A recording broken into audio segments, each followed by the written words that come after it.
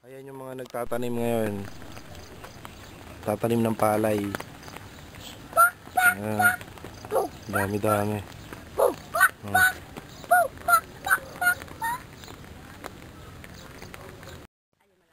Ayan, may parating po na kalabaw. Guwapo tabakam. Kalabaw? Yung guwapo ng kalabaw. Video, kalabaw. Ayan po, ang kalabaw. Nabibidyo na po. Nabibidyo na. Ayan daw po ang kalabaw. Nabibidyo po. Ayan na po, tumakbo na po yan. Papatalim na pala.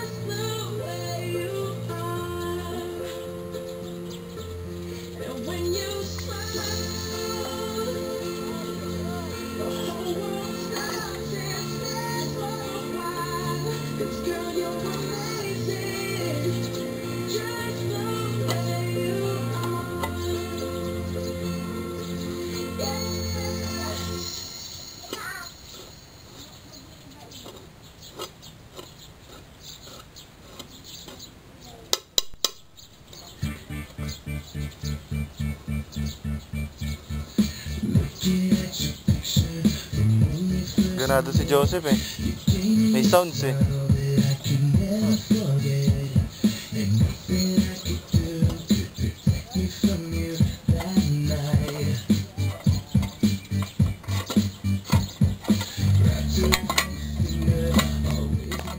Yan po nakikita niyo paano po itanim yung mga punla ng palay para maging bigas. Yan o.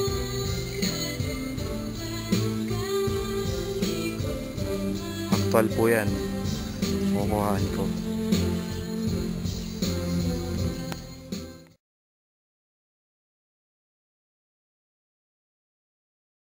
Sa Barangay Monic, Napikuan, Nueva Ecija para alamin kung ano ang mga bagay na nangyari sa kanila nung nadagsagan ng Bagyong Pascual. Narito po ang isa sa mga nakasaksi sa pong pangyayari. Si Sir Allen Ray Pariñas. Sir, ano po ba mga masasabi niyo sa nakaraang barangay, nakaraang Bagyong Falcon? Nagsabi ko lang sa nakaraang Bagyong Falcon na dumating sa ating bansa kasi sobrang lakas. Maraming napinsala dito sa amin. Milyong-milyong hektarya yung palayan na sira dahil sa Falcon. Lumubog po ba yung mga palay na tanim nyo? Hindi lang lumubog. Pwede nang sakain Kaso lang po nakalubog po ba sa tubig? hindi lang nakalubog. Talagang lubog na lubog kasi nagkapas kami, sumitisig kami. Sa pagsisid nyo po ba, ano po ba yung mga ginagamit nyo? Gumagamit po ba kayo ng mga goggles or motorboat? Hindi na rin. Tingkaw lang yung gamit namin. Sumitisig kami, lubog talaga ang ulo. At tapos may dala po kayong itak para panaba sa mga palay. Hindi itak yung dala namin, tingkaw. Lingkaw po yung pong parang kawit. Oo, may kawit-kawit. Okay po. Paano po yun? Nabibenta nyo po ba yung mga palay na inanin nyo pasisid? Actually, kailangan yun kailangan na yung patuyuin.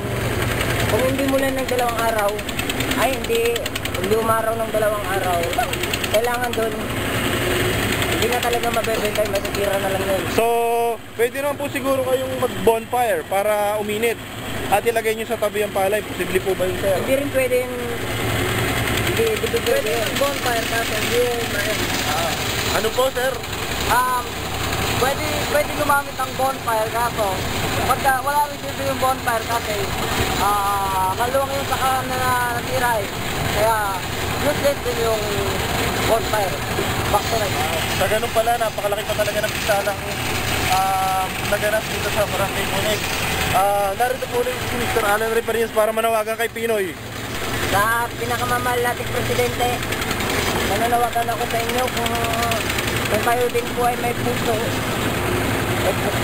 Basta tumulog po kayo sa amin ng bukal sa loob, hindi sa salita, kundi sa gawa. Gawin nating matisinang usapan at perahan. Mga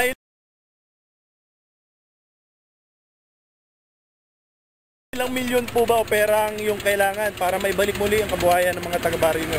Actually, daang-daang milyon din yung nagtira sa amin. Sir, maaari nyo po bang sabihin para marinig naman ni Pinoy? Malay mo, bigyan po kaya tulong ang katabang account nyo. What?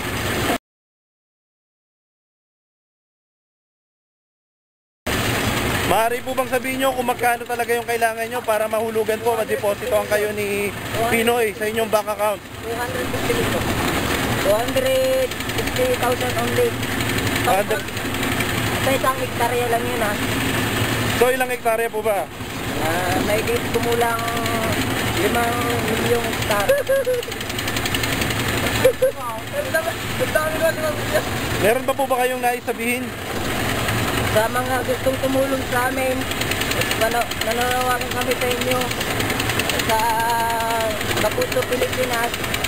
Kapamilya, bayan mo, ipatrol mo. Sa bahan ni patrol mo, Bantay bata. Bantay Bata.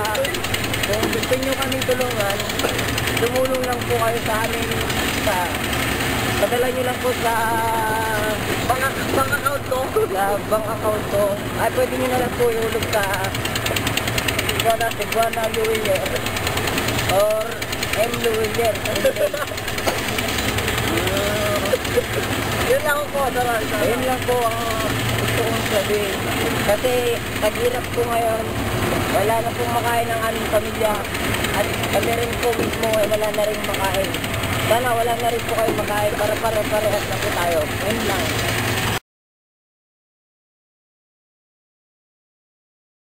Okay, narinig naman siguro ng gobyerno natin ang panawagan ng Mr. Alan Reparins. Yun lang po. Ako si Rafi nagulat mula rito sa Nampikwan na MIB. Back to you.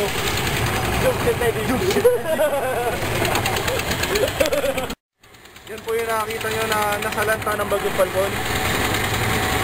Meron pong parang chocolate, parang Hershey's Kisses. Si Manong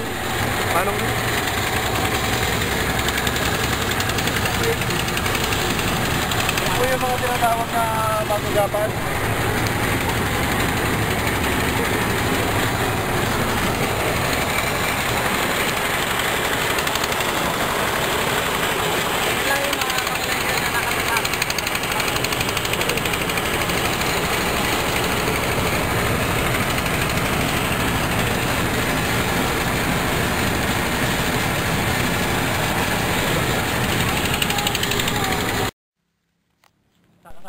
Video to.